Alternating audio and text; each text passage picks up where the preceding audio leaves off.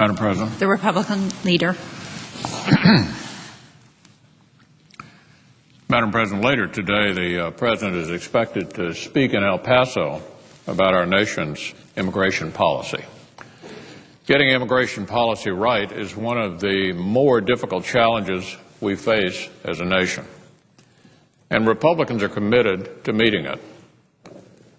As with most serious challenges, however, the only way we'll make progress is by working on a solution that's acceptable to both parties. For Republicans, that means the President will have to present a plan that takes amnesty off the table and focuses instead on making a real commitment to border and internal security. If the President does these two things, he will find strong bipartisan support. If he doesn't, he won't. Another difficult challenge we're only solving by working together is bringing down the nation's debt.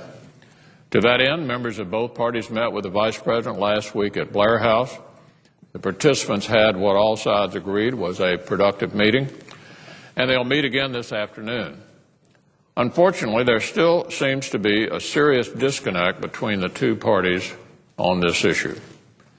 There are still those on the other side who think we can put off difficult decisions until after the next presidential election or even beyond. Republicans strongly disagree. In our view, doing nothing about the debt would be far more dangerous in the long run than failing to raise the debt ceiling. I've said this before, and Speaker Boehner reiterated the point yesterday in New York. The warning bells are simply too loud to ignore this crisis any longer, and the debt limit debate presents us with a prime opportunity for meaningful, positive action. If the last financial crisis taught us anything, it's that we can't afford to play with fire when it comes to economic forces this great. We need to get serious now, before the crisis that we know is coming. And that means entitlement reform needs to be on the table. This is a serious crisis. We must do something serious. Entitlement reform needs to be a part of it.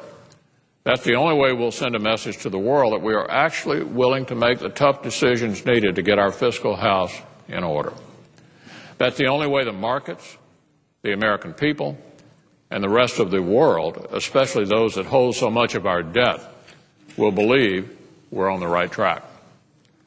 So as we prepare for a second round of talks, I would renew the call to get serious about this looming crisis and do something serious.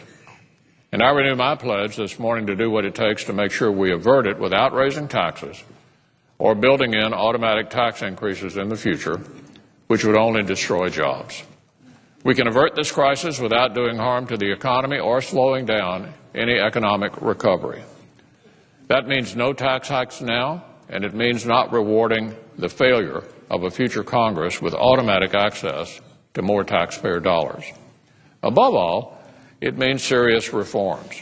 We need to summon the courage to make some tough decisions right now. Madam President, I yield the floor.